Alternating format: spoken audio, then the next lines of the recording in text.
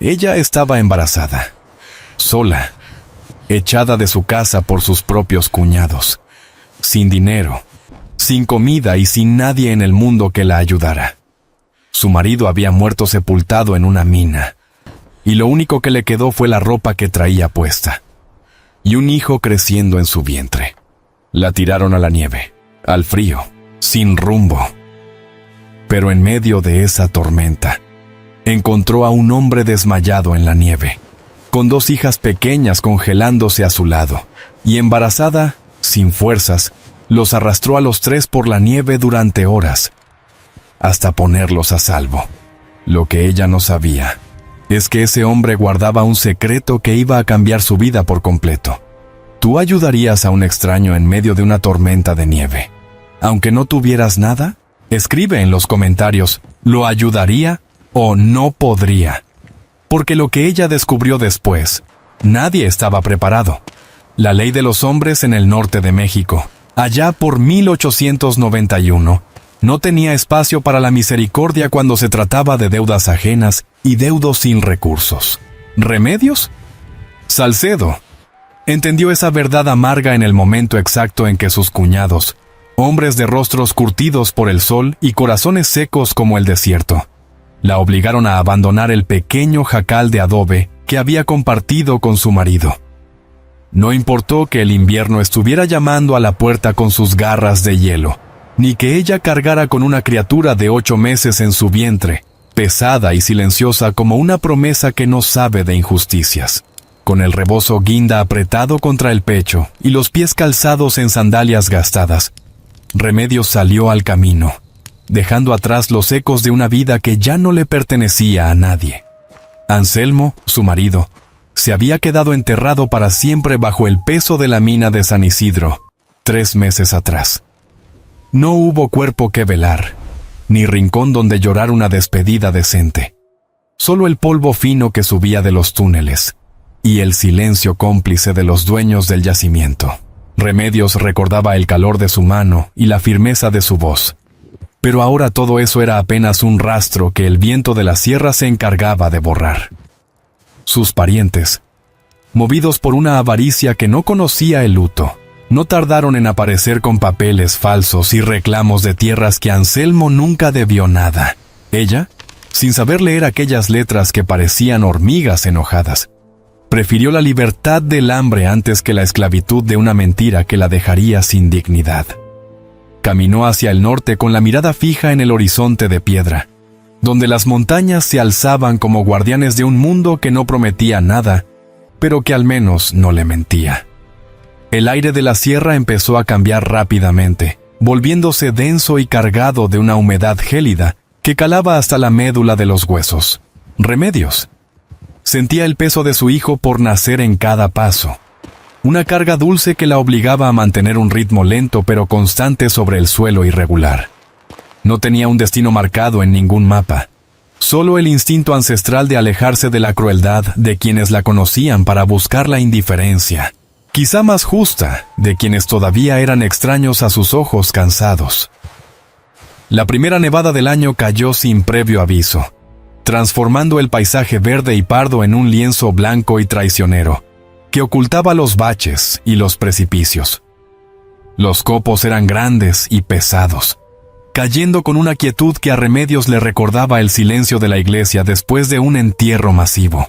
El frío comenzó a morderle las manos y la cara, pero ella no se detuvo, sabiendo que en la montaña, el que se sienta a descansar suele quedarse dormido para siempre bajo el manto del invierno. Sus pulmones ardían con cada bocanada de aire helado, y el cansancio corporal empezaba a manifestarse como una debilidad que nacía desde los tobillos y subía hasta la espalda, pero el rebozo seguía siendo su único escudo. Fue entonces cuando un sonido quebró la monotonía del viento que aullaba entre los pinos. Una voz aguda, casi imperceptible, que no pertenecía a la naturaleza. Remedios se detuvo en seco, aguzando el oído mientras el frío le entumecía las mejillas y el hielo se acumulaba en sus pestañas. No era el grito de un animal ni el crujir de una rama bajo el peso del hielo. Eran palabras articuladas con desesperación.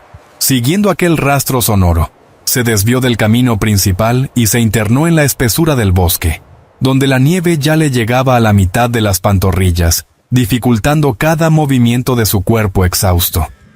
La necesidad de ayudar, una chispa que la injusticia no había logrado apagar, la impulsaba a seguir.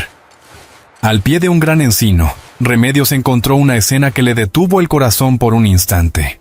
Un hombre de ropas finas yacía inconsciente sobre la nieve, con el rostro pálido y una herida evidente en la frente que se había oscurecido con el frío extremo. A su lado, dos pequeñas niñas, idénticas como gotas de agua, se abrazaban a él intentando transmitirle un calor que ellas mismas estaban perdiendo rápidamente. Las gemelas tenían los ojos grandes y oscuros, fijos en su padre con una seriedad que no correspondía a su corta edad. Al ver a Remedios, no gritaron ni corrieron.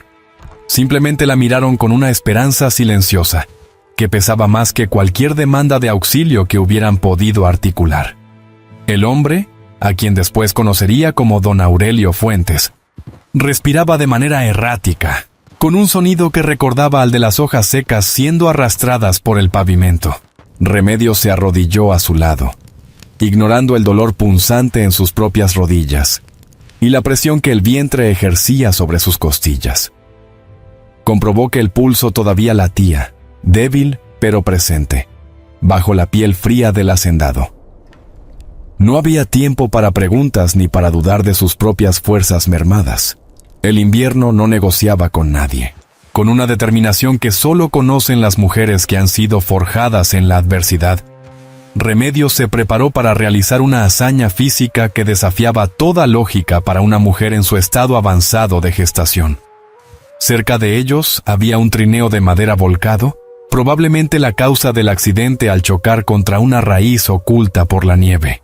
Con un esfuerzo que le hizo ver estrellas en la oscuridad del mediodía invernal, Remedios logró enderezar la estructura y acomodar al hombre sobre las tablas, asegurándolo con restos de cuerdas y su propio rebozo viejo. Las niñas ayudaron en lo que pudieron, jalando con sus manos pequeñas y entumecidas, obedeciendo las instrucciones breves y directas de la viuda. El esfuerzo físico era inhumano. Remedios sentía cómo sus músculos se tensaban al límite y cómo su corazón martilleaba contra el pecho. Pero la imagen de las niñas la mantenía en pie, anclada a la vida por un hilo de voluntad pura.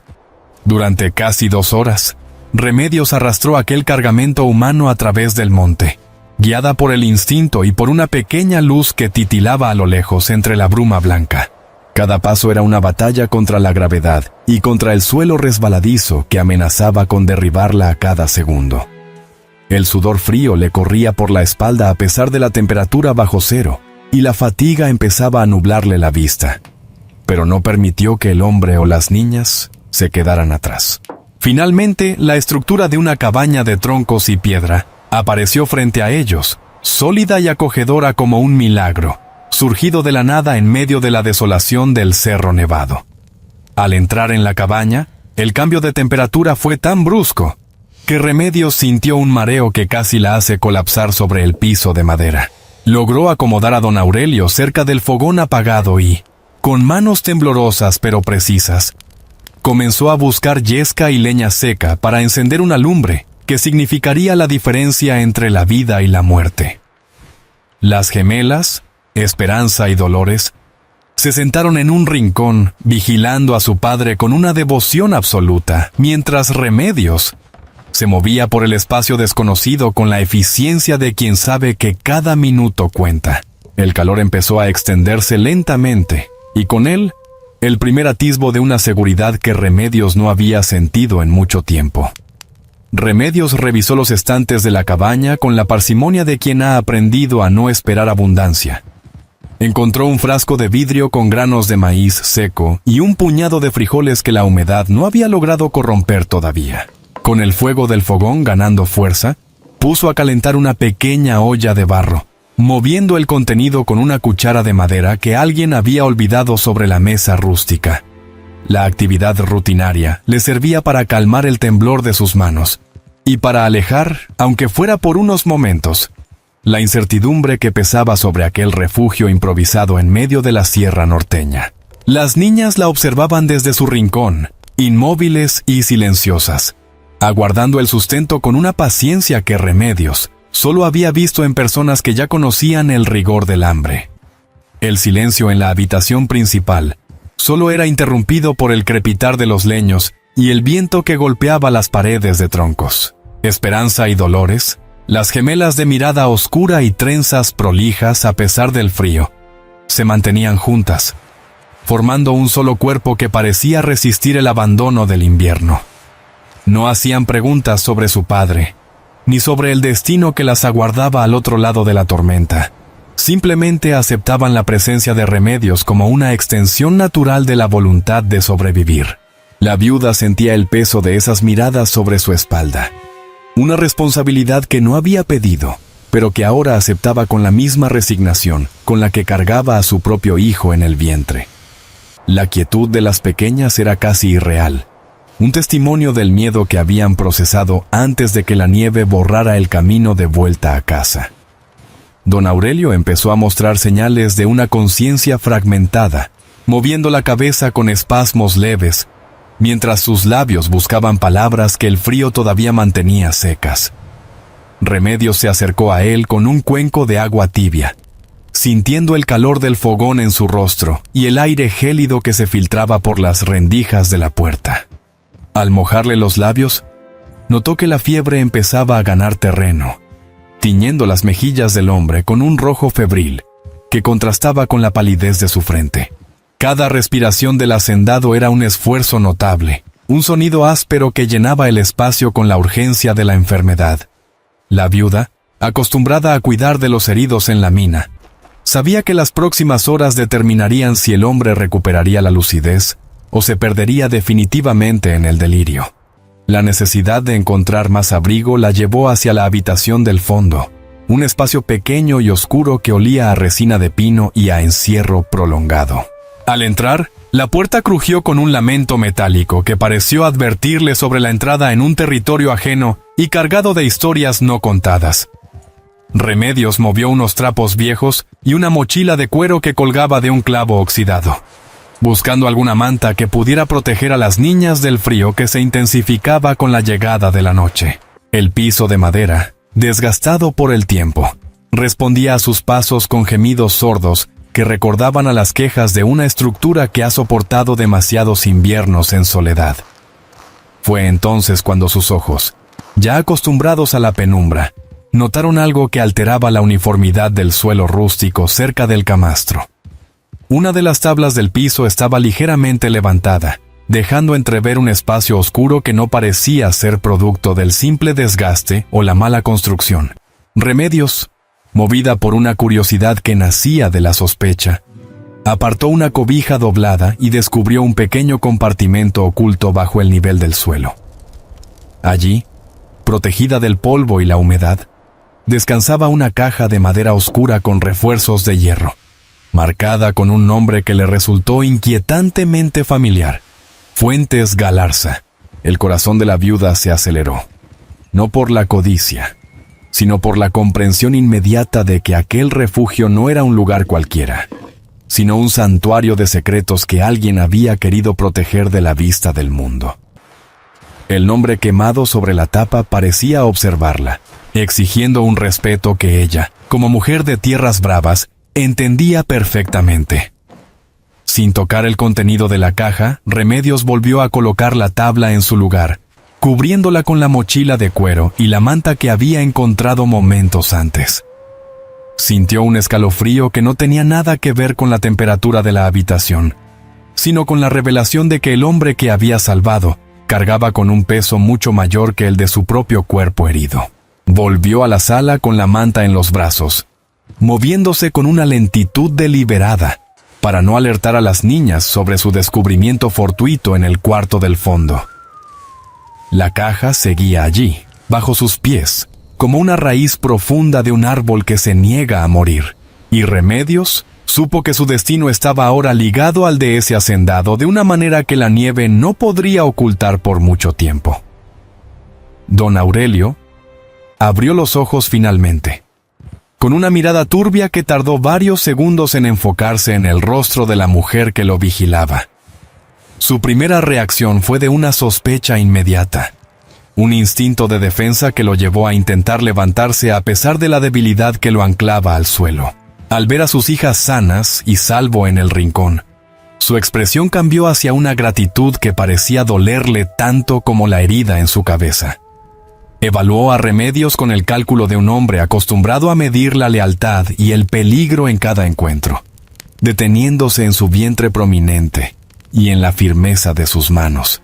«¿Quién es usted?», preguntó con una voz que era apenas un susurro raspado, mientras sus ojos buscaban alguna señal que le indicara si aquella extraña era una aliada o un nuevo obstáculo en su camino. Durante la segunda noche, la fiebre volvió a golpear a don Aurelio, llevándolo a un estado de delirio donde las palabras brotaban de su boca con una carga de rencor y miedo. Remedios escuchaba nombres que no conocía, como el de un tal Gregorio y un notario en Álamos, mencionados con una urgencia que revelaba una lucha legal y familiar por el poder y las tierras. El hombre hablaba de testamentos y de traiciones que se fraguaban en las sombras de la hacienda del Nogalito, describiendo un laberinto de envidias que ahora parecían habitar la pequeña cabaña junto a ellos. La viuda, sentada cerca del fuego, procesaba aquella información con la calma de quien ha visto a los hombres destruirse por menos, comprendiendo que el secreto bajo el piso era la pieza central de un rompecabezas que amenazaba con devorarlos a todos.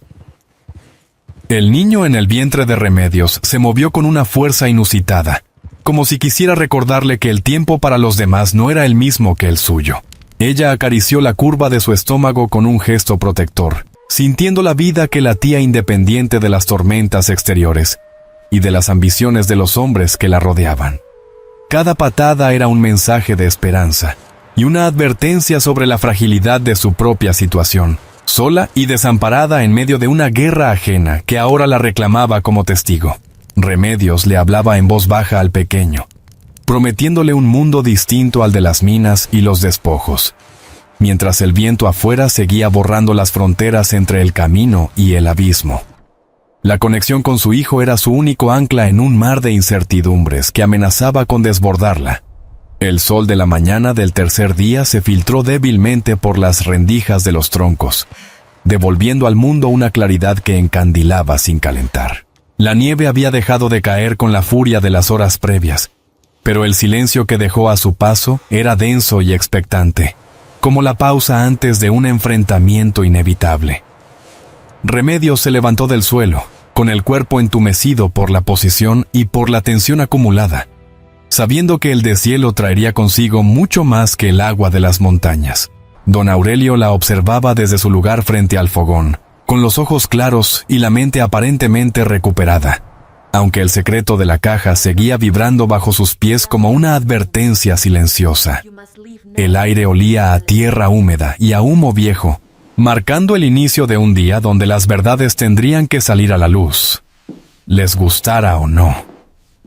Don Aurelio intentó incorporarse, pero sus costados protestaron con un dolor sordo que lo obligó a retroceder contra la pared de troncos envejecidos por la sierra norteña. Sus ojos, ahora más despejados, recorrían la habitación con la desconfianza propia de quien ha vivido siempre bajo la sombra de la traición familiar y la codicia extrema de sus parientes. Miró a Remedios, notando el cansancio en sus hombros y la firmeza en su mirada, una combinación que le resultaba ajena en las mujeres de la alta sociedad que solía frecuentar en la capital. Ella se mantenía cerca del fuego, moviendo las brasas con un palo seco, sin mostrar temor ante la presencia del hombre poderoso que ahora dependía enteramente de su voluntad. Aurelio buscó el rastro de su maletín de cuero, aquel que contenía el futuro de sus hijas, sintiendo un vacío en el pecho. Remedios no esperó a que él hiciera la primera pregunta, sabiendo que el silencio prolongado solo alimentaría la paranoia del hacendado herido por la nieve del monte. Le explicó cómo los encontró bajo el encino, mencionando la fragilidad de las gemelas y la suerte de haber hallado aquel refugio antes de que la noche devorara sus esperanzas. Habló con una voz pausada, evitando adornos innecesarios, dejando que los hechos hablaran por sí mismos mientras el calor del fogón empezaba a secar sus ropas húmedas. No pidió gratitud ni dinero. Simplemente describió la jornada como una tarea necesaria impuesta por la dureza de la sierra norteña. Aurelio la escuchaba con atención, tratando de discernir si aquella viuda de manos curtidas sabía algo más sobre el peso que él transportaba en secreto desde la hacienda lejana. Esperanza y Dolores se acercaron a su padre con la cautela de quienes han visto el mundo tambalearse y temen que cualquier movimiento brusco lo rompa definitivamente. Se sentaron a sus pies, rozando sus manos con dedos todavía pálidos por la helada, buscando el consuelo de la presencia paterna que casi se les escapa entre la nieve. Remedios las observaba desde la penumbra, viendo en ellas el reflejo de una inocencia que la ambición de los adultos amenazaba con devorar sin remordimientos. Las niñas no lloraban. Poseían una entereza que solo se adquiere cuando el miedo se vuelve un compañero constante en las salas de las grandes casas señoriales.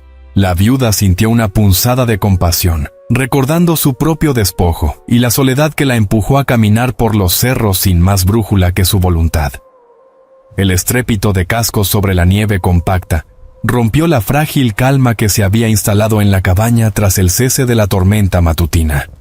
4 hombres a caballo emergieron del bosque, con los rostros cubiertos por zarapes oscuros, que les daban una apariencia de jinetes del apocalipsis en aquel páramo helado. Aurelio se tensó de inmediato, reconociendo el patrón de avance de quienes no vienen en son de paz ni buscan refugio contra la inclemencia del tiempo. Remedios se puso de pie, colocando una mano sobre su vientre como si pudiera proteger a su hijo de la violencia que ya se filtraba por las rendijas de madera. El aire se volvió espeso, cargado de una electricidad estática que presagiaba un enfrentamiento donde las leyes de la propiedad pesarían más que la existencia humana misma. La puerta se abrió de golpe, permitiendo que una ráfaga de aire gélido apagara por un momento la calidez que el fogón había logrado conquistar con tanto esfuerzo. Gregorio entró primero, con la arrogancia de quien se sabe dueño de las circunstancias y no teme las consecuencias de sus actos en la soledad de la sierra. Su mirada se clavó en Aurelio con un desprecio que solo nace de la envidia acumulada durante años, de disputas por linderos y herencias repartidas. Ignoró a Remedios por completo, viéndola apenas como un mueble más en aquel recinto rústico, una sombra insignificante que no merecía su atención ni sus palabras. Sus botas de cuero fino dejaron rastros de barro y nieve sobre el piso limpio, marcando el inicio de una ocupación que no pedía permiso ni ofrecía disculpas. ¿Dónde están los papeles, Aurelio?, preguntó Gregorio con una frialdad que helaba más que el viento que soplaba afuera entre los pinos milenarios de la montaña. Su voz era un cuchillo afilado, buscando el punto más débil en la resistencia del hombre que yacía herido frente al fuego que se extinguía lentamente. No hubo saludos ni muestras de preocupación por la salud de su cuñado. Solo la urgencia de la codicia que lo había llevado a seguir el rastro a través de la tormenta. Aurelio mantuvo la mirada firme, aunque su palidez delataba que el esfuerzo de mantenerse consciente estaba agotando sus últimas reservas de energía vital. Gregorio se acercó a la mesa, golpeándola con el puño cerrado, exigiendo la entrega inmediata de aquello que consideraba suyo, por el simple derecho de su ambición. Remedios se retiró hacia el umbral del cuarto del fondo, observando la escena con la agudeza de quien ha aprendido a leer las intenciones ocultas en los gestos de los poderosos.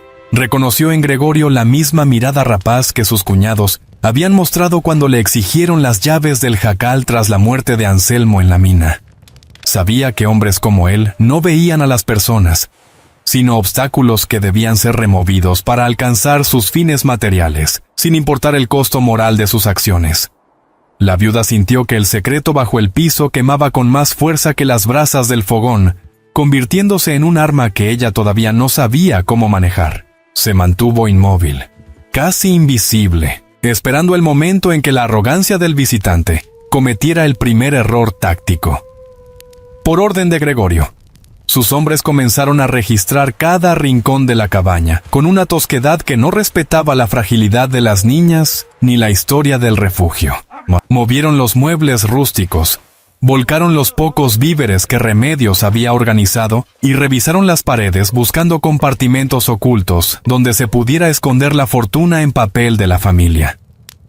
El estrépito de objetos cayendo y el lenguaje soez de los buscadores llenaron el aire, rompiendo la paz que tanto trabajo había costado construir durante la nevada. Aurelio cerró los ojos, incapaz de intervenir físicamente, soportando la humillación de ver su intimidad violada por quienes compartían su mismo apellido.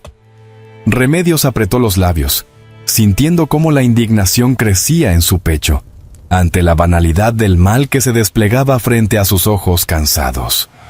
Uno de los hombres entró en la habitación del fondo, pateando la manta vieja que Remedios había colocado estratégicamente sobre la tabla floja del piso rústico. La viuda contuvo la respiración, sintiendo un nudo en la garganta mientras observaba desde la sombra cómo el buscador se acercaba peligrosamente al escondite de la caja oscura. El hombre examinó el camastro con desinterés, arrojando la mochila de cuero hacia un rincón sin notar el sonido hueco que la madera producía justo debajo de sus pesadas botas de trabajo. Por un instante, la suerte pareció balancearse sobre el filo de una navaja, pero la prisa y el desprecio por la pobreza del recinto jugaron a favor del secreto guardado. El buscador salió del cuarto refunfuñando, sin haber descubierto el documento legal que Gregorio anhelaba con intensidad. Gregorio abrió el maletín de cuero que sus hombres habían recuperado del trineo volcado en la nieve, arrojando los papeles sobre la mesa con una furia contenida. Revisó cada acta y cada mapa con dedos nerviosos, buscando la escritura madre que le daría el control absoluto sobre la hacienda del Nogalito y sus tierras. Su rostro se transformó en una máscara de rabia al darse cuenta de que el documento principal no se encontraba entre los bultos rescatados de la ventisca helada. Miró a Aurelio con una intensidad asesina, comprendiendo que el hacendado había sido más astuto de lo esperado al proteger el núcleo de su patrimonio legal. El silencio volvió a caer sobre la cabaña, pero esta vez era un silencio preñado de peligro, donde cada mirada era una sentencia suspendida en el aire. Gregorio lanzó los restos de los documentos sobre la mesa de madera cruda, dejando que la frustración se transformara en un murmullo de odio contenido que llenaba cada rincón del refugio. Sus hombres permanecían en la puerta, con las manos apoyadas en las empuñaduras de sus revólveres, esperando una orden que justificara la rabia que bullía en el pecho de su patrón. El aire en la cabaña se sentía viciado, cargado con el olor de la nieve derretida y la pólvora vieja, mientras Aurelio mantenía la mirada fija en las brasas, ocultando el triunfo amargo de haber protegido el documento esencial. La viuda, desde la penumbra del pasillo, observaba cómo la codicia deformaba los rasgos de aquel hombre, que se creía dueño del destino ajeno, sintiendo que el silencio de la montaña era preferible a sus amenazas constantes. El cuñado se acercó a Aurelio con una lentitud amenazadora, pisoteando las cenizas que habían saltado del fogón durante el registro violento de los rincones más oscuros. No necesitaba gritar para que su presencia resultara opresiva, pues su sombra se proyectaba contra los troncos como la de un depredador que no tiene prisa por devorar a su presa herida. Con un gesto seco, tomó al hacendado por la solapa de su chaqueta fina, obligándolo a enfrentar los ojos encendidos de quien ya no reconoce vínculos de sangre ni de amistad. Aurelio no parpadeó, aunque el esfuerzo de sostener la cabeza le causaba punzadas de dolor que nacían en la base del cráneo y bajaban por su columna debilitada por el frío extremo de la sierra. Las gemelas sollozaron bajito, un sonido que apenas fue escuchado en medio de la tensión. Remedios sintió un espasmo en el vientre, una advertencia física de que el pequeño Anselmo estaba cansado de las tensiones externas que no lo dejaban descansar en la calidez de su refugio. Acarició la tela áspera de su vestido, tratando de regular su respiración, para no atraer la atención de los jinetes que seguían vigilando cada sombra, con la desconfianza de los criminales. Su mente trabajaba con la precisión de quien no tiene margen para el error, evaluando las distancias y los sonidos de la madera que crujía bajo el peso de los hombres armados. Sabía que la caja oscura seguía allí, bajo la tabla floja, y que su contenido era la única barrera real entre la dignidad de aquellas niñas y la miseria absoluta que Gregorio pretendía imponer con sus leyes de acero y fuego. Las pequeñas Esperanza y Dolores se mantuvieron abrazadas en un rincón de la alcoba trasera, buscando consuelo en el contacto de sus cuerpos infantiles, que temblaban ante el estrépito de las botas contra el piso. No entendían las complejidades legales que movían a los adultos, pero percibían con claridad el peligro que emanaba de su tío, aquel hombre que solía visitar la hacienda con promesas falsas y regalos que sabían a hipocresía. Sus ojos negros, fijos en la rendija de la puerta, reflejaban la pérdida de una inocencia que la nieve no podía devolverles, pues habían comprendido que en el mundo de los grandes, el amor solía ser una moneda de cambio muy barata. Remedios las miró con una compasión honda, reconociendo en sus rostros la huella indeleble de un miedo que se quedaría a vivir en ellas para siempre. Gregorio ordenó a sus hombres instalarse en el porche, permitiendo que la cabaña se sumergiera en una calma tensa que era más inquietante que el ruido de los registros anteriores. Se sentó a la mesa, sacando una navaja pequeña con la que empezó a limpiar sus uñas, con un desinterés fingido, mientras su mente calculaba los siguientes movimientos en aquel tablero de ajedrez, donde las tierras del Nogalito eran el premio mayor. El calor del fogón parecía no llegar a sus ojos, que permanecían fijos en la puerta del fondo, sospechando que el secreto de Aurelio no podía haber desaparecido en medio de la ventisca, sin dejar rastro alguno. La viuda comprendió que el asedio apenas comenzaba, y que el hombre del bigote negro estaba dispuesto a esperar a que el cansancio o el dolor quebraran la resistencia de su cuñado.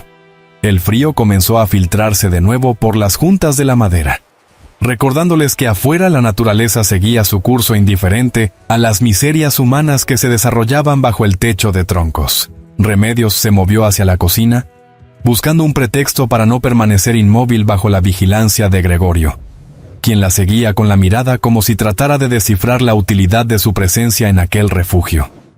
Sus manos buscaron los restos de piloncillo y agua, preparando una mezcla que sirviera para calentar el estómago de las niñas que llevaban horas sin probar bocado alguno en medio del caos. El vapor subía lentamente de la olla, creando una neblina que empañaba los vidrios sucios de las ventanas, ocultando por un momento la blancura dolorosa de la nieve que lo cubría todo, con su manto de olvido y muerte. Don Aurelio hizo un esfuerzo por hablar, pero su voz se quebró antes de poder articular una defensa que resultara convincente ante la furia contenida de su perseguidor. Gregorio no le concedió el respiro de la conversación. Simplemente le recordó con un gesto de la mano que su paciencia tenía un límite geográfico marcado por los linderos de la hacienda que pretendía usurpar legalmente. Las tierras que antes eran motivo de orgullo y prosperidad, ahora parecían una condena de piedra que los arrastraba hacia un abismo de rencores familiares y escrituras perdidas en el tiempo. La viuda, mientras servía el líquido caliente en tazas de barro, escuchaba el silencio denso que se instalaba entre los hombres, un silencio que pesaba más que las palabras de odio que habían intercambiado durante la tarde de invierno. La injusticia del mundo rural mexicano de finales de siglo se manifestaba en aquel espacio reducido, donde el poder se medía en hectáreas, y la vida humana se valoraba según su capacidad de producir riqueza para otros. Remedios recordaba el desprecio de los capataces en la mina, y el silencio cómplice de los jueces de paz, que se negaron a escuchar sus reclamos tras la muerte de Anselmo bajo el derrumbe. Veía en Gregorio la misma arquitectura moral que sostenía el sistema de despojos y exclusiones que la había empujado a caminar por la sierra con un niño en el vientre y nada más que su orgullo. La soledad social era un frío que no se quitaba con el fuego del fogón, sino con la determinación de no dejarse vencer por el peso de las decisiones ajenas.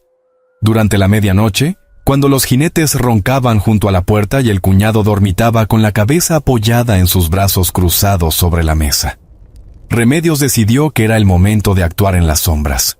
Se deslizó hacia el cuarto del fondo con la agilidad de quien ha pasado la vida evitando ser vista, sintiendo que el piso de madera era un aliado que guardaba sus secretos mejor que cualquier confesionario. Sabía que la caja oscura seguía allí, esperando ser abierta para revelar la verdad que Aurelio no se atrevía a pronunciar frente a sus captores armados. Sus dedos rozaron la mochila de cuero que ocultaba la tabla floja. Y por primera vez en toda la jornada, sintió que el control de la situación no estaba en las armas de los hombres, sino en su propia voluntad silenciosa. El movimiento del niño en su interior fue una señal clara, una conexión física que la instaba a proteger el futuro de las niñas gemelas, como si fuera el suyo propio en aquel refugio de montaña. Remedios levantó la tabla con un cuidado extremo, evitando cualquier sonido que pudiera alertar al hombre que dormía a pocos metros de distancia, sintiendo el aroma del papel viejo y el ixtle que envolvía la caja legal. En la oscuridad del cuarto, la madera de la caja se sentía tibia al tacto, como si conservara el calor de las manos que la habían depositado allí antes de que la tormenta borrara los caminos. El futuro de una región entera, marcada por el silencio de décadas, descansaba en aquel objeto pequeño que la viuda sostenía ahora, con la firmeza de quien sabe que la redención suele ser un acto solitario. Remedios abrió la caja con la reverencia de quien manipula un objeto sagrado en medio de un altar profanado por la avaricia. El ixtle que rodeaba la madera se sentía áspero bajo sus dedos, un material humilde que resguardaba la legitimidad de una estirpe frente al asedio de los desalmados. Al levantar la tapa, el olor a papel viejo y a resina seca inundó el pequeño cuarto, trayendo consigo el eco de una voz femenina que la viuda creyó reconocer en el aire gélido de la noche. Allí, en el fondo, reposaba un documento grueso con sellos de cera roja, que no habían sido quebrados por el paso del tiempo, ni por la humedad de las montañas. Remedios comprendió que aquel papel era el corazón del nogalito, la verdad que Gregorio pretendía sepultar bajo su propia ley de sangre y desprecio por los vivos. Debajo de las escrituras, Remedios halló una carta doblada en 4 partes, escrita con una caligrafía apretada que delataba la urgencia de quien sabe que su tiempo se agota. La firma de Consuelo Galarza de Fuentes brillaba en la penumbra como una luz pequeña en medio del túnel de la mina, donde Anselmo había perdido el aliento. En aquellas líneas, la madre de Esperanza y Dolores denunciaba la traición de su propio hermano, describiéndolo como un hombre de manos sucias que ya les había arrebatado demasiado durante su vida matrimonial. Consuelo expresaba su deseo de que la hacienda fuera el refugio de sus hijas, protegiéndolas de la sombra de Gregorio, quien veía a los niños solo como obstáculos en su camino hacia el poder absoluto. Remedios sintió que el dolor de aquella mujer era idéntico al suyo, un lazo invisible que unía a las madres despojadas. La carta mencionaba un detalle crucial que Gregorio, en su soberbia, había pasado por alto al suponer que el papel físico era la única prueba del patrimonio, un número de registro en el archivo de Álamos. Remedios leyó el número 447 una y otra vez, grabándolo en su memoria con la misma intensidad con la que se graban las cicatrices en la piel de los mineros. Comprendió que el notario Lizárraga custodiaba la verdad legal, una verdad que no dependía de las manos de don Aurelio, ni de la violencia de los jinetes que vigilaban la entrada de la cabaña. El peso de ese conocimiento le devolvió a la viuda una fuerza que no provenía de sus músculos, sino de la certeza de que la justicia tenía una rendija por donde filtrarse en medio de la injusticia social. Con un movimiento pausado, Remedios volvió a colocar cada papel en su sitio, cerrando la caja con la delicadeza de quien guarda una criatura recién nacida en su cuna de adobe. La tabla del piso encajó con un suspiro casi imperceptible, y la viuda volvió a cubrir el escondite con la mochila de cuero y la cobija doblada, borrando cualquier rastro de su intervención nocturna.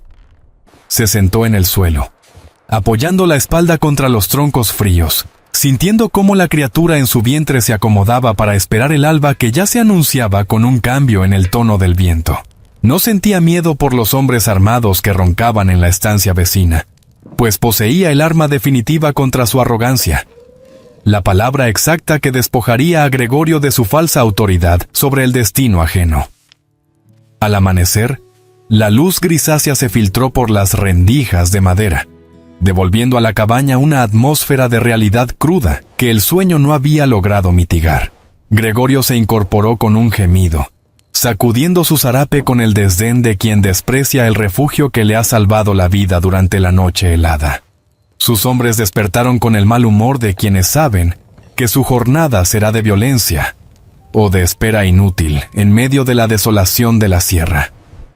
Remedios se levantó, sintiendo la rigidez en sus articulaciones y el peso de su hijo que parecía empujar hacia abajo, con una urgencia renovada.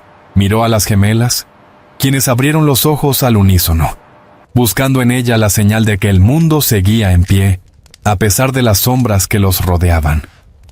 Remedios se acercó a don Aurelio con un cuenco de agua, aprovechando la distracción de los jinetes que preparaban el primer café de la mañana junto a la puerta principal. Al inclinarse, le susurró el número de registro y el nombre del notario con una voz que era apenas un hálito, asegurándose de que Gregorio no pudiera interceptar el mensaje.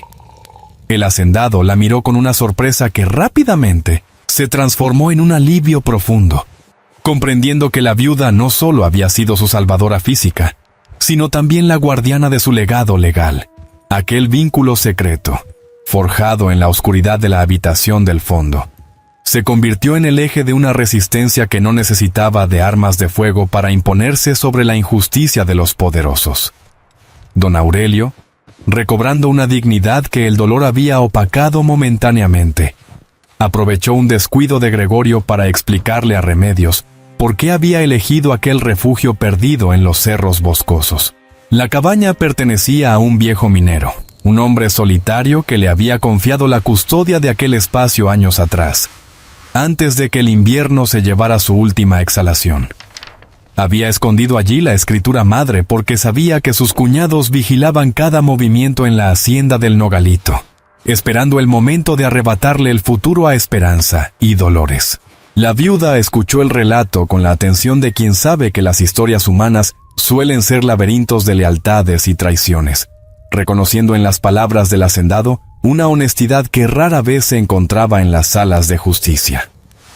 Gregorio, impaciente por la falta de resultados, ordenó a sus hombres preparar los caballos para un último registro en los alrededores de la propiedad, convencido de que la nieve ocultaba lo que sus ojos no podían ver dentro de la cabaña. Su furia se manifestaba en movimientos bruscos y en órdenes gritadas que hacían que las gemelas se encogieran de miedo contra la falda remendada de Remedios. La viuda se mantuvo firme, ocupando el centro de la habitación como una columna de adobe que resiste el embate del viento, sin mostrar la menor señal de nerviosismo ante las amenazas veladas del visitante. Poseía la tranquilidad de quien sabe que el tiempo de los opresores se agota cuando la verdad encuentra una voz dispuesta a pronunciarla con la firmeza del hierro forjado. «El documento que busca no está aquí, Gregorio», dijo Remedios, con una voz que cortó el aire tenso como el filo de una herramienta de minería bien afilada. Todos los ojos se clavaron en ella, desde la mirada incrédula de los jinetes hasta el odio puro que emanaba de los ojos oscuros del cuñado avaricioso. La viuda no bajó la vista, sosteniendo el peso de su vientre y de su revelación con una entereza que desafiaba la jerarquía social impuesta por el dinero y las armas. Les informó que la verdad legal estaba resguardada en el archivo oficial bajo el número 447, donde ni la violencia ni las mentiras de su familia podrían alterar el destino de las tierras del Nogalito. Gregorio comprendió en ese instante que su plan de despojo se había desmoronado frente a la resistencia inesperada de una mujer que no tenía nada que perder porque ya se lo habían quitado todo. La presencia de Remedios era una denuncia viviente contra su proceder, un recordatorio de que la dignidad humana no depende de las escrituras enterradas ni de la cantidad de hombres armados que se tengan a disposición. Con un gesto de derrota contenida, ordenó a sus seguidores abandonar el recinto, montando en su caballo con la prisa de quien huye de un fantasma que no puede ser silenciado por la pólvora. La viuda los vio partir a través de la blancura del monte, sintiendo que la nieve, que antes era una mortaja, ahora se convertía en un velo de libertad. El eco de los cascos se perdió entre los pinos, dejando tras de sí un silencio que pesaba más que la propia nevada que días antes casi les arrebata el aliento. Remedios permaneció en el centro de la cabaña, con las manos aún entrelazadas sobre su vientre, sintiendo cómo la tensión abandonaba sus hombros, pero dejaba un cansancio hondo, de esos que nacen en los huesos, y se quedan a vivir ahí por siempre. Don Aurelio la miró desde su rincón junto al fuego, con una mezcla de asombro y una gratitud que no encontraba palabras lo suficientemente dignas para ser pronunciadas en aquel refugio de montaña. Las niñas, Esperanza y Dolores, se soltaron del rebozo de la viuda y corrieron hacia su padre, buscando en sus brazos la seguridad que la avaricia de Gregorio les había intentado robar con amenazas y desplantes de poder. Don Aurelio estiró su mano, buscando la de Remedios en un gesto que borraba por un momento las distancias entre el hacendado y la mujer, que no tenía más que lo que traía puesto en su trouxa. Él sabía que su vida y el patrimonio de sus hijas ya no dependían de las tierras del Nogalito, sino de la memoria de esa viuda que había guardado un número de registro como si fuera su propio nombre. La habitación, antes llena de la violencia de los buscadores, ahora se sentía como un santuario donde la verdad empezaba a echar raíces en medio de la desolación de la sierra norteña. Remedios aceptó el contacto con la serenidad de quien entiende que la nobleza no se hereda en los títulos, sino en la capacidad de proteger a los inocentes cuando el mundo entero parece volverse de puro hielo. La viuda sintió que el pequeño Anselmo se acomodaba en su interior, una presión constante que le recordaba que su propio tiempo de espera se estaba agotando entre las sombras de la sierra. El aire en la cabaña empezaba a oler a esperanza, una mezcla extraña de humo de ocote, y la humedad de la nieve que empezaba a ceder bajo los primeros rayos de un sol más decidido. Remedios caminó hacia la ventana, observando el rastro que Gregorio y sus hombres habían dejado en la blancura del monte, sabiendo que la huida de ellos era solo un respiro antes de que la justicia tuviera que ser ratificada frente a las autoridades. Sus pies, entumecidos por las jornadas de frío, respondían con dificultad, pero su espíritu se mantenía firme como los troncos milenarios que sostenían el techo del jacal. Las gemelas ayudaron a Remedios a recoger los pocos víveres que habían quedado esparcidos por el suelo tras el registro desordenado de los jinetes que servían a Gregorio. Se movían con una ligereza que contrastaba con la pesadez de los adultos, recolectando los granos de maíz y los trozos de piloncillo como si fueran tesoros rescatados de un naufragio en tierra firme. Dolores le entregó a la viuda una pequeña cuchara de madera que había encontrado bajo el camastro, con una sonrisa tímida que iluminó su rostro marcado por la palidez del invierno que aún no terminaba. Remedios le acarició el cabello, sintiendo que en la sencillez de esos gestos residía la verdadera riqueza que la codicia de los parientes nunca podría comprender ni arrebatarles por más que lo intentaran con leyes injustas. Aurelio le explicó a Remedios que el viaje hacia la ciudad de Álamos no podía demorarse mucho más, pues Gregorio era un hombre de influencias que no se quedaría de brazos cruzados ante la derrota. Necesitaban llegar ante el notario Lizárraga antes de que las mentiras de su cuñado sembraran dudas sobre la legitimidad de las escrituras que ella había ayudado a resguardar bajo el piso rústico. La viuda asintió, comprendiendo que el refugio de la cabaña ya no era suficiente para proteger el destino de las niñas frente al asedio legal que seguramente se avecinaba en los tribunales. El camino hacia el norte, que antes parecía un abismo de incertidumbre para Remedios, ahora se convertía en una misión con un propósito claro: devolverles el hogar a quienes casi lo pierden por la maldad ajena. La historia de Anselmo y el derrumbe fatal en la mina volvió a la mente de Remedios, un recuerdo amargo que le servía de combustible para no dejarse vencer por el miedo a los hombres poderosos. Recordaba el desprecio de los dueños del yacimiento y cómo la habían dejado sola con sus deudas y su pena, sin una mano que se extendiera para ayudarla en su momento de mayor desamparo social. Veía en Aurelio una oportunidad de justicia que la vida le había negado a ella misma, una forma de equilibrar la balanza en un mundo donde las viudas solían ser invisibles para la ley.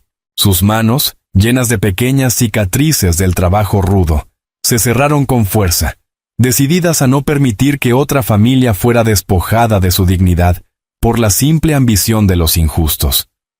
Durante la tarde, Remedios preparó unas tortillas de maíz sobre el comal de piedra que el antiguo ocupante había dejado en la cocina, llenando el ambiente con ese olor reconfortante que sabe a hogar. El calor del fuego ayudaba a don Aurelio a recuperar las fuerzas necesarias para emprender la marcha, aunque sus movimientos seguían siendo lentos y marcados por el dolor de la herida abierta. Comieron en silencio, una comunión de sobrevivientes que entendían que la verdadera seguridad no se encuentra en las paredes de una hacienda, sino en la lealtad de quienes han compartido el frío. Esperanza observaba a Remedios con una admiración silenciosa, reconociendo en ella la figura de una protectora que el destino les había enviado entre la ventisca más oscura. La injusticia social que Remedios había padecido se sentía ahora como un escudo, pues la había dotado de una perspicacia que el hacendado no poseía frente a las maniobras rastreras de su propia sangre. Ella sabía que Gregorio intentaría comprar testigos o alterar los registros si tenía la oportunidad, pues había visto cosas parecidas en las oficinas mineras donde los nombres se borraban con monedas. Le advirtió a Aurelio sobre la necesidad de actuar con cautela en el pueblo, recomendándole no confiar en nadie que no fuera el notario de confianza, cuya integridad era su única garantía. La sabiduría nacida de la pobreza se convertía en la mejor consejera para el hombre de fortuna, que casi lo pierde todo por no saber ver el peligro oculto.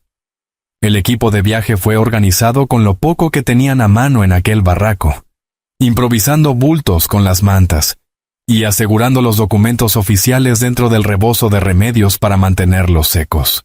La viuda se aseguró de que las niñas llevaran calzado protegido y que Aurelio tuviera un soporte para su espalda, usando los restos del trineo para crear una estructura más liviana.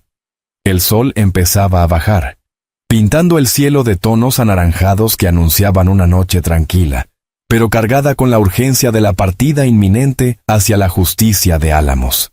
El aire olía a resina y a tierra mojada, marcando el fin de su estancia en aquel refugio que les había servido de fortaleza contra la muerte blanca y la avaricia. Remedios sintió una puntada en el vientre, una señal de que el pequeño Anselmo estaba reclamando su propio espacio en medio de los planes de los adultos, recordándole que la vida no se detiene. Acarició su vientre con una mezcla de amor y preocupación, pidiendo al niño que aguantara el rigor del viaje que estaban por emprender en una vieja carroza contratada. Don Aurelio la observó con una mirada llena de respeto, comprendiendo que la verdadera fuerza de la naturaleza no estaba en la nevada, sino en la voluntad de esa mujer solitaria. Estaban listos para dejar atrás la cabaña, llevando consigo el secreto del registro 447, como su única arma contra el despojo que los acechaba desde las sombras. El trayecto hacia Álamos comenzó mientras el sol tocaba las altas cumbres de las montañas del norte, bañando la nieve con una luz dorada que no lograba mitigar el frío. Don Aurelio logró acomodarse en el viejo carruaje, con el rostro marcado por el agotamiento de un hombre que casi sucumbe a la helada en la soledad del monte. Remedios se sentó a su lado, protegiendo con su rebozo guinda tanto su cuerpo como la vida pesada que se movía con urgencia dentro de su vientre.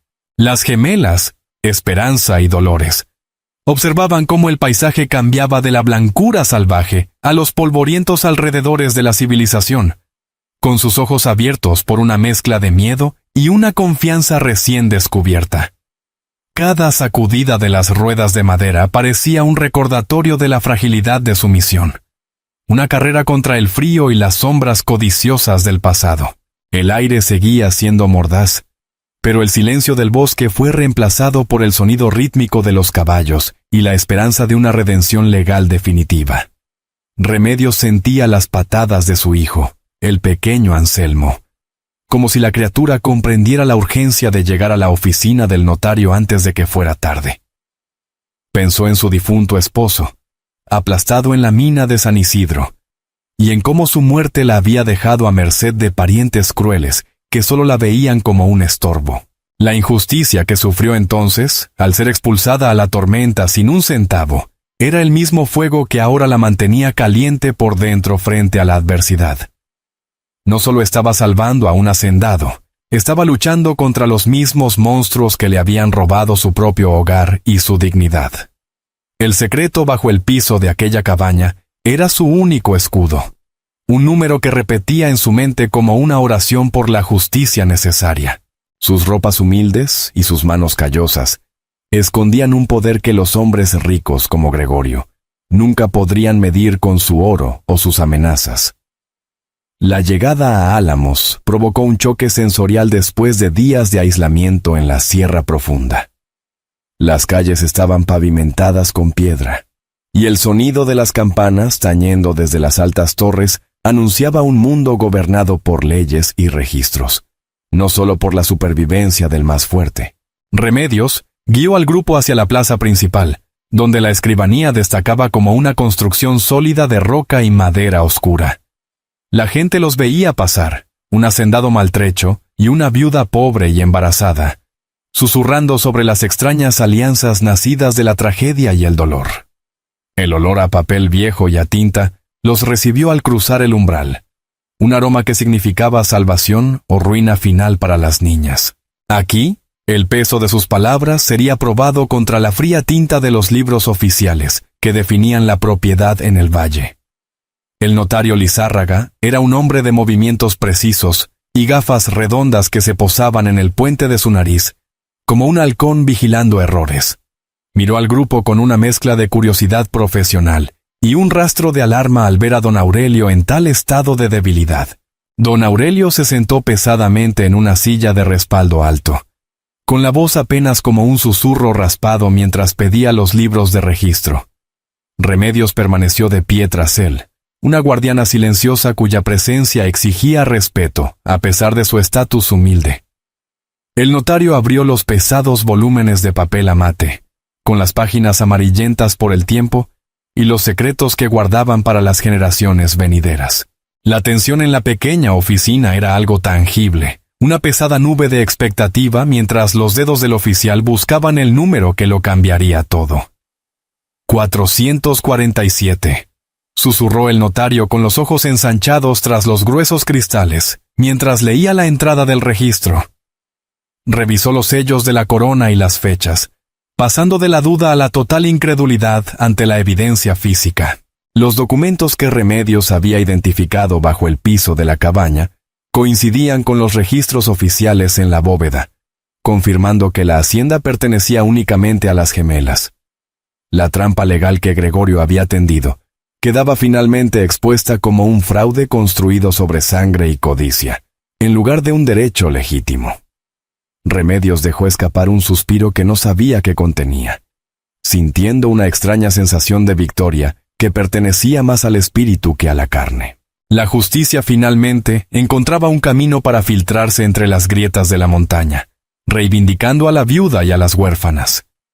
Esperanza y Dolores se mantuvieron cerca de Remedios, sujetando los bordes de su rebozo como si fuera un santuario en aquella habitación llena de burocracia adulta. No entendían los términos legales, pero vieron el cambio en el rostro de su padre, una luz que faltaba desde el día en que la ventisca casi les quita la vida. La dignidad silenciosa de las niñas era un fuerte contraste con la codicia agresiva que habían presenciado de su tío durante años. En ese momento, no eran solo las hijas de un hacendado, eran las sobrevivientes de una tormenta que había intentado borrar sus nombres y su futuro. Remedios las miró y vio el porvenir por el que estaba luchando. Un mundo donde los niños no tendrían que esconderse bajo los pisos para conservar lo que les pertenece por derecho. El descubrimiento de los documentos también reveló la profundidad de la influencia de Gregorio en toda la región. Él ya había intentado sobornar a oficiales locales e intimidar a cualquier testigo que se atreviera a apoyar el reclamo de don Aurelio ante la ley. El notario mencionó que un grupo de hombres armados había estado haciendo preguntas sobre el registro días antes, señal de que el enemigo se acercaba peligrosamente. La sombra del terrateniente, que actuaba como si estuviera por encima de la ley, se cernía sobre el proceso, recordando que una victoria en papel era solo el primer paso. Gregorio había construido una red de miedo, que llegaba incluso a los pasillos de justicia, convirtiendo cada movimiento oficial en un baile peligroso con el poder. Pero el notario, conmovido por la evidencia y la mirada firme de la viuda, decidió defender la legalidad. A Remedios se le pidió que diera su testimonio como testigo principal del hallazgo y del rescate en la nieve. Habló con una franqueza que carecía del lenguaje florido de los abogados, pero que cargaba con el peso de la verdad nacida del sufrimiento real. Describió la ventisca, la cabaña y la ubicación específica de la caja oculta, proporcionando detalles que solo alguien que hubiera tocado el secreto podría conocer. Su voz no tembló al hablar de las amenazas de Gregorio, ni del miedo que sintió por los niños bajo su cuidado en aquel refugio. El notario escuchó con atención, con su pluma rascando el papel mientras registraba las palabras de la mujer que no tenía nada más que su palabra. En ese momento, su exclusión social fue su mayor fortaleza, pues no tenía nada que perder y todo que ganar para los demás. Cuando el sello final fue estampado en el nuevo certificado de propiedad, un silencio de absoluto alivio llenó la habitación de la escribanía. Las gemelas estaban legalmente protegidas, y el nombre de don Aurelio quedaba limpio de las deudas que Gregorio había fabricado para atraparlo en su red. Fue un triunfo de la justicia sobre el poder bruto, un pequeño milagro en una tierra donde los pobres solían pagar por los errores y ambiciones de los ricos. Remedios miró el papel como si fuera un escudo físico, sabiendo que significaba un hogar, una escuela y un futuro para Esperanza y Dolores. Las lágrimas que había retenido durante el viaje finalmente amenazaron con brotar, no por pena, sino por la comprensión de que habían sobrevivido a lo imposible. La montaña les había dado una segunda oportunidad y no iban a desperdiciarla. Al salir de la oficina del notario, la luz de la tarde era dorada y tranquila, muy distinta de la gris desesperación de la sierra norteña. Don Aurelio caminaba con más estabilidad ahora, con su brazo apoyado en el hombro de Remedios, como señal de una asociación genuina y profundo respeto. La transición de la mera supervivencia a una nueva vida estaba comenzando, y el cambio se sentía tan seguro como el crecimiento del niño en el vientre de Remedios. Ya no eran refugiados de una ventisca. Eran los arquitectos de un legado que ahora se definiría por la esperanza en lugar de los secretos. La hacienda del Nogalito los esperaba, y con ella, la oportunidad de convertir un lugar de tragedias pasadas en un santuario de redención para todos los involucrados. Al salir de la oficina del notario Lizárraga, el aire de Álamos ya no parecía tan hostil como el de la Sierra Norteña, aunque el frío de 1891 seguía calando en los huesos de quienes no tenían más protección que un rebozo viejo. Remedios caminaba con pasos lentos, sintiendo que el peso de su vientre era ahora un recordatorio de que la vida continuaba a pesar de las muertes y los despojos que habían marcado su camino desde la mina de San Isidro. Los techos de teja roja de la ciudad brillaban bajo un sol que finalmente se dignaba a calentar un poco el empedrado de las calles principales.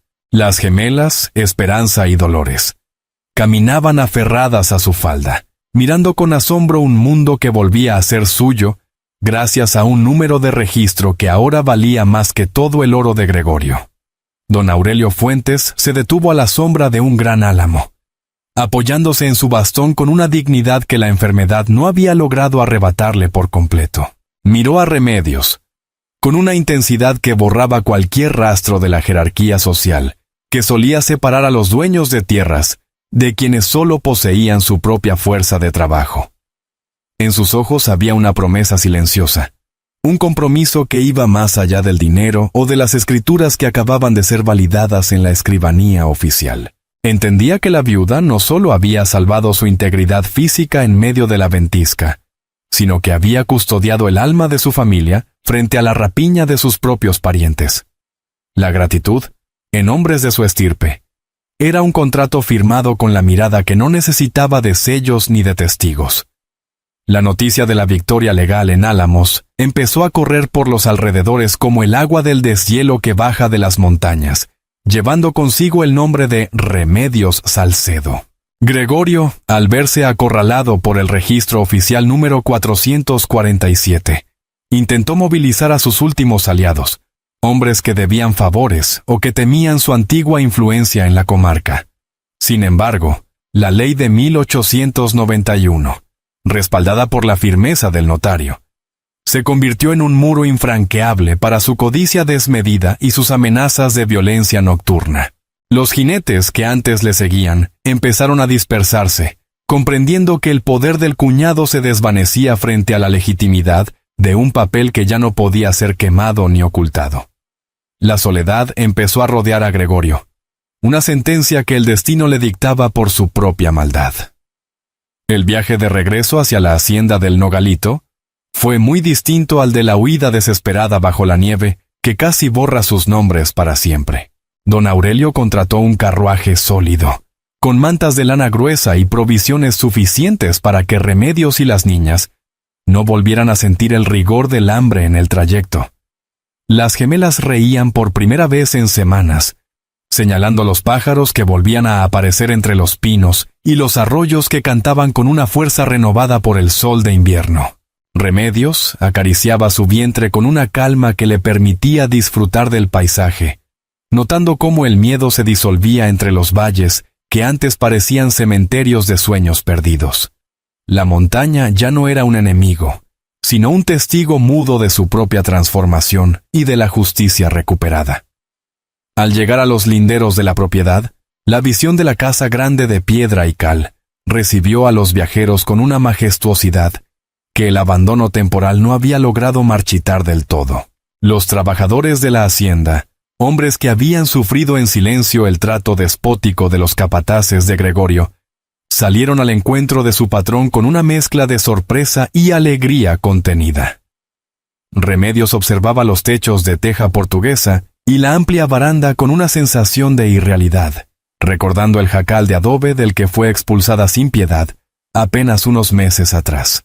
Don Aurelio le indicó que aquella casa sería su refugio, y que su posición allí no sería la de una sirvienta, sino la de una socia vital en la administración de los recursos que ella misma había ayudado a preservar de la ruina. Las gemelas corrieron por los pasillos de la hacienda, reclamando sus habitaciones y sus juguetes con la energía propia de la infancia que recupera su territorio perdido frente a la oscuridad. Remedios se instaló en una habitación amplia, con ventanas que daban hacia un nogal viejo y suelo de madera que ya no guardaba secretos peligrosos debajo de sus tablas. El niño en su interior, el pequeño Anselmo, parecía responder a la paz del entorno con movimientos suaves, que ya no sabían de huidas, ni de tensiones amargas. La viuda sentía que el ciclo de injusticias que comenzó en la mina de San Isidro finalmente se cerraba, dándole paso a un tiempo donde la seguridad no era un lujo, sino un derecho adquirido a través del valor y la lealtad desinteresada. La preparación para la llegada del nuevo integrante de la familia Silva se convirtió en una tarea colectiva que unió a los habitantes del Nogalito en un propósito de vida y esperanza.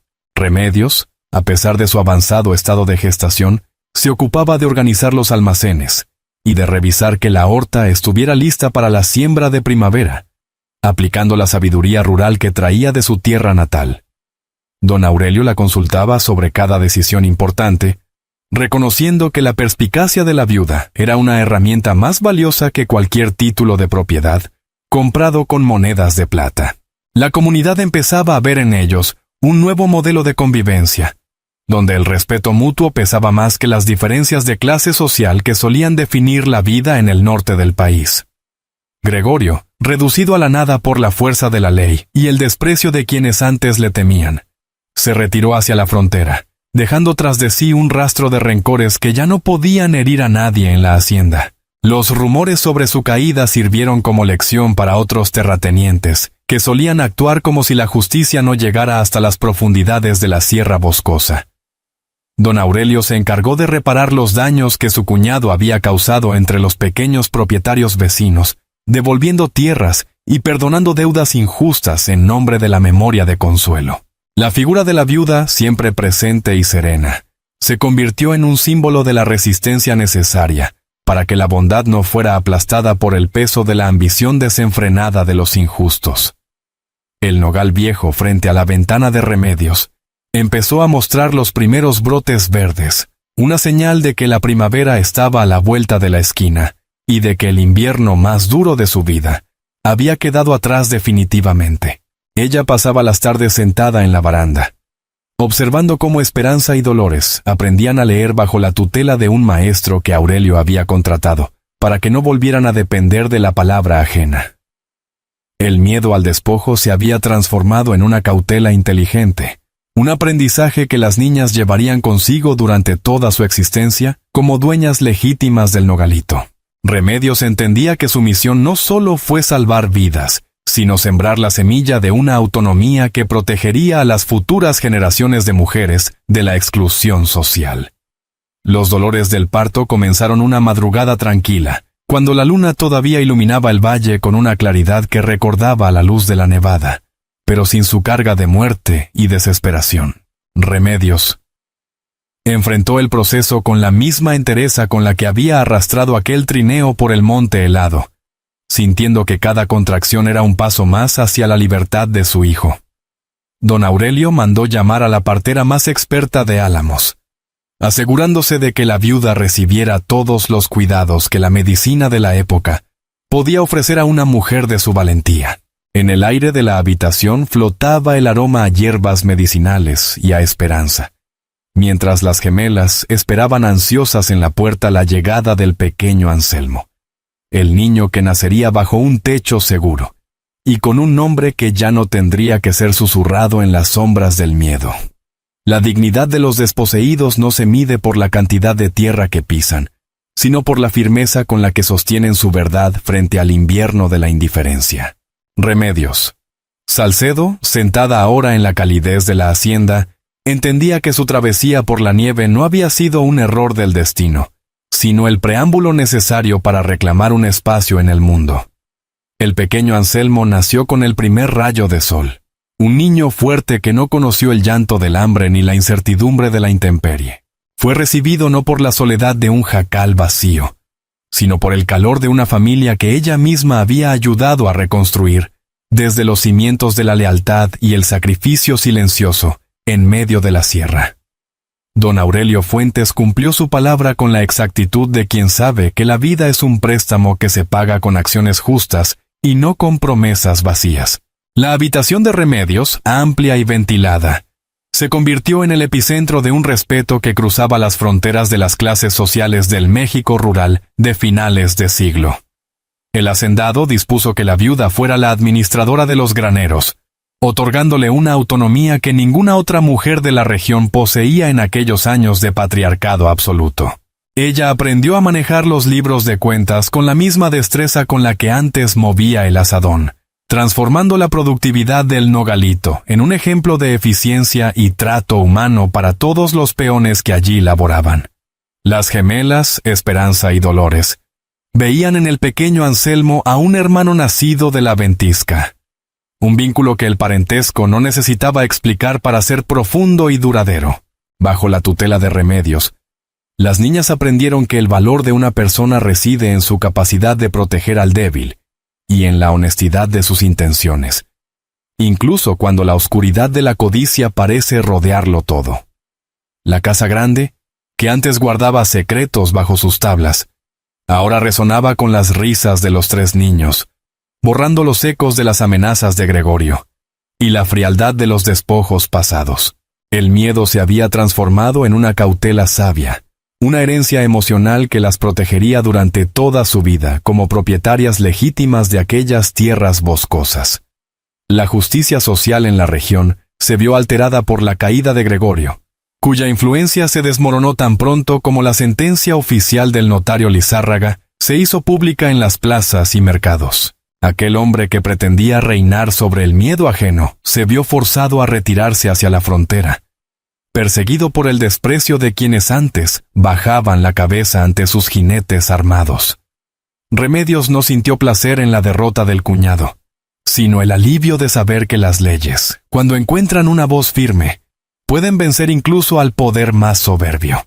El registro número 447 quedó guardado en la memoria de la comunidad como el momento en que una viuda sin nada derrotó a un coronel con todo, cambiando el rumbo de la historia local. El secreto descubierto bajo el piso de la cabaña no era solo un fajo de escrituras, sino la llave para transformar el nogalito en un santuario de solidaridad y recomezo para otras familias en desgracia. Siguiendo el ejemplo de generosidad de don Aurelio, Remedios impulsó la creación de una pequeña escuela en los linderos de la hacienda, donde los hijos de los trabajadores aprendían a leer para que nunca más fueran engañados con papeles falsos. Lo que comenzó como un acto de supervivencia individual, se expandió hacia una visión comunitaria, donde el bienestar de uno dependía de la estabilidad de todos. La hacienda dejó de ser un feudo de silencio para convertirse en un faro de esperanza, que atraía a viajeros y curiosos por la extraña paz que allí se respiraba. Remedios nunca permitió que la comodidad de su nueva vida borrara el recuerdo de la mina de San Isidro, ni el peso del rebozo guinda en la noche de la tempestad. Cada año, cuando el invierno cubría los cerros de blanco, ella se acercaba al nogal viejo y depositaba una ofrenda silenciosa por Anselmo, el marido que no pudo ver el fruto de su resistencia. Sabía que su fortuna actual era el resultado de una red de decisiones tomadas en la oscuridad, donde la compasión pesó más que el instinto de huida. Esa memoria histórica era la base de su autoridad moral frente a los hacendados vecinos, quienes veían en ella a una mujer que había cruzado el fuego del despojo y había salido con la frente en alto y el corazón intacto. La presencia de don Aurelio en la vida de Remedios evolucionó de la gratitud hacia una asociación madura, donde el respeto mutuo se convirtió en la base de un hogar que desafiaba las convenciones de la época. No hubo discursos románticos ni promesas de cuentos de hadas. Solo la certeza cotidiana de que dos sobrevivientes habían encontrado en el otro el ancla necesaria para navegar los últimos años de sus vidas. Él veía en ella la fuerza de la naturaleza que le había devuelto a sus hijas, y ella veía en él al hombre que tuvo la decencia de reconocer su valor, cuando el resto del mundo solo veía a una paria. Juntos, administraron las tierras con una justicia que se volvió legendaria en la sierra, protegiendo los linderos no con armas, sino con la lealtad inquebrantable de su gente. Los objetos simbólicos de su pasado, como la panela de hierro vieja y el rebozo guinda, fueron conservados en una arca de madera como recordatorios de la fragilidad del destino humano. Remedios les contaba a los niños historias sobre la nieve y la cabaña de troncos, no para asustarlos, sino para que entendieran que la verdadera riqueza no está enterrada en el suelo, sino en la valentía de hacer lo correcto cuando nadie está mirando. El silencio de la montaña, que antes parecía una amenaza, ahora era un murmullo de paz que acompañaba sus caminatas por la huerta al atardecer. La codicia que había destruido a tantas familias fue lavada por el uso caritativo de los recursos recuperados de las garras de Gregorio. El paso de los años trajo la prosperidad a la región, pero Remedios siempre mantuvo la sencillez de quien sabe que el barro y la piedra son los únicos testigos eternos de nuestras luchas. El pequeño Anselmo creció bajo la sombra de los nogales, convirtiéndose en un hombre de ley, que defendía a las viudas y a los huérfanos con la misma pasión con la que su madre enfrentó la ventisca de 1891. Esperanza y Dolores se encargaron de expandir el hospital y la escuela, asegurando que el legado de redención del Nogalito perdurara mucho más allá de sus propias vidas. La hacienda se transformó en un modelo de reforma agraria silenciosa, donde la propiedad era una herramienta de vida y no un arma de opresión contra los desamparados. La ley de los hombres finalmente reconoció lo que el corazón de Remedios ya sabía, que el desierto de la injusticia solo se vence con la siembra constante de la dignidad humana. Al final de sus días, Remedios Salcedo podía mirar hacia atrás y ver un camino que no estaba marcado por el miedo, sino por la luz de las decisiones correctas tomadas en medio de la tormenta. Fue la viuda que nadie quiso, la que habitó el barraco abandonado y la que arrastró un trineo por la nieve. Pero terminó siendo la arquitecta de un futuro donde sus hijos y las hijas de otros caminaban con seguridad. Su nombre quedó grabado en la memoria de la sierra, como el eco de una fuerza que ni el frío más intenso, ni el silencio más denso, pudieron jamás apagar del todo. El tiempo en la sierra norteña suele curar las heridas de la injusticia, con la misma paciencia con la que el sol de primavera deshace los glaciares de las cumbres. Remedios. Salcedo vio crecer a su hijo Anselmo bajo la sombra protectora de los nogales, en una tierra que ya no conocía el miedo al despojo ni el silencio de los secretos enterrados. La hacienda del Nogalito se transformó en un refugio de prosperidad, donde la viuda que una vez caminó sola por la nieve, ahora administraba los bienes con una sabiduría nacida del sufrimiento. Don Aurelio Fuentes mantuvo su palabra, reconociendo que la legitimidad de su patrimonio no residía en los papeles oficiales, sino en la valentía de la mujer que no permitió que la tormenta borrara sus nombres. Las gemelas, Esperanza y Dolores, se convirtieron en mujeres de temple firme, educadas bajo la mirada serena de quien entendía que la verdadera fuerza no se impone, sino que se construye en el silencio. Ellas recordaban la noche de la cabaña no como un trauma, sino como el momento en que descubrieron que la lealtad es un vínculo más fuerte que la sangre. Acompañaban a Remedios en sus recorridos por los almacenes, aprendiendo que la justicia social comienza con el trato digno a quienes trabajan el surco y cuidan el ganado con esmero. La sombra de Gregorio se disolvió en el olvido, una advertencia lejana sobre cómo la codicia puede marchitar hasta el linaje más antiguo, si no hay compasión que lo riegue. Anselmo hijo creció con la rectitud de su padre y la intuición aguda de su madre, convirtiéndose en el protector natural de sus hermanas de crianza en la inmensidad del valle. No hubo distinciones de clase dentro de los muros de piedra de la hacienda, pues Remedios se encargó de que el respeto fuera la moneda corriente en cada trato humano y decisión administrativa. La viuda nunca olvidó el peso del rebozo guinda, ni el frío que mordía sus manos mientras jalaba aquel trineo improvisado por el Monte Helado en 1891.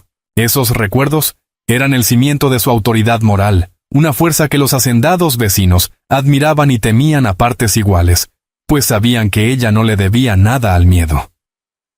La escuela que fundaron en los linderos de la propiedad se volvió el corazón de una comunidad que aprendió a leer, para que nadie más pudiera robarles el futuro con letras oscuras.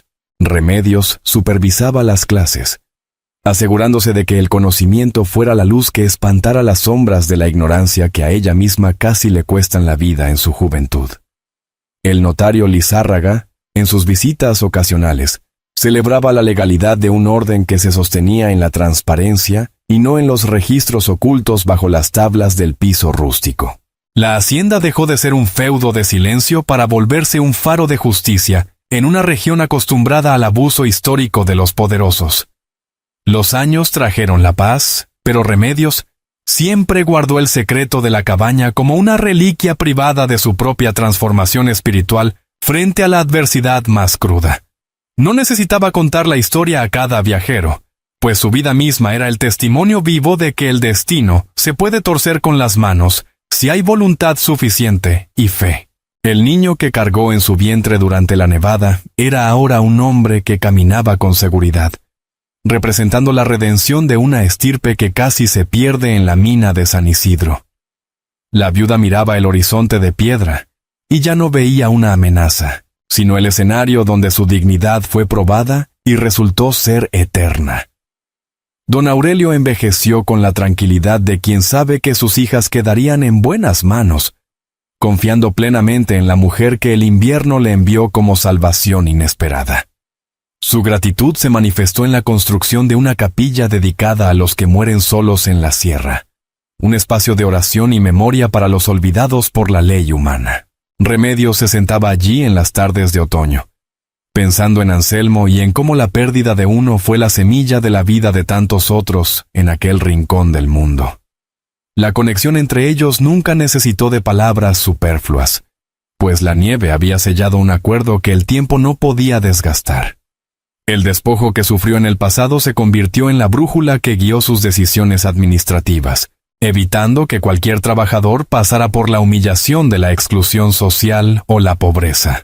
Remedios sabía que una casa grande sin alma es solo un montón de piedras, y por eso llenó el nogalito de una vitalidad que se sentía en cada habitación. Las familias de la región acudían a ella en busca de consejo, reconociendo en la viuda a una curandera de conflictos que entendía el lenguaje del corazón y de la necesidad. Su fuerza no provenía del oro que recuperaron, sino de la capacidad de transformar ese metal frío en esperanza cálida para los desamparados. El hijo de Remedios, Anselmo, heredó no solo el nombre sino el coraje de enfrentarse a la injusticia, defendiendo a los pequeños propietarios con la misma pasión que su madre demostró siempre. Él comprendía que su existencia era el fruto de una decisión tomada en medio del dolor, y que su deber era honrar ese legado con cada acto cotidiano. Las gemelas Fuentes Galarza, por su parte, administraban la hacienda con una modernidad que atraía inversiones y progreso para toda la comunidad circundante del valle. El círculo de dolor que comenzó en la mina se había convertido en una espiral de crecimiento que elevaba a todos los que tocaba con su influencia. Cuando la última luz del sol bañaba los campos del Nogalito, Remedios, Salcedo solía caminar hasta el límite de la propiedad, donde el bosque todavía conservaba su misterio antiguo y sagrado. Allí, en el silencio que ya no pesaba sobre sus hombros, sentía la presencia de Anselmo y de Consuelo, agradeciendo el camino que la llevó hasta aquella cabaña lejana. La nieve que antes era una amenaza, ahora era un recuerdo de pureza, el velo que la vida usó para cubrir su renacimiento como mujer de justicia y mando. Había vencido al frío y a la codicia, no con armas, sino con la persistencia de quien sabe que el bien siempre encuentra su cauce natural. La verdadera riqueza de una persona no se encuentra en las escrituras que guarda bajo llave, sino en la huella de bondad que deja en el alma de los extraños. Remedios murió a una edad avanzada, rodeada de hijos y nietos que escuchaban su historia como si fuera una leyenda de tiempos imposibles y heroicos. Su tumba, sencilla y digna, siempre tenía flores frescas traídas por los descendientes de los trabajadores, que ella protegió con su propia vida y esfuerzo. Ella demostró que incluso en los lugares más sombríos puede haber una bendición esperando ser descubierta por quien tiene el valor de mirar. El silencio de la sierra finalmente pronunció su nombre con amor. ¿Y tú? ¿Crees que algunos lugares guardan la memoria de quienes los salvaron? ¿O es la bondad humana la que realmente transforma la tierra? Cuéntanos en los comentarios.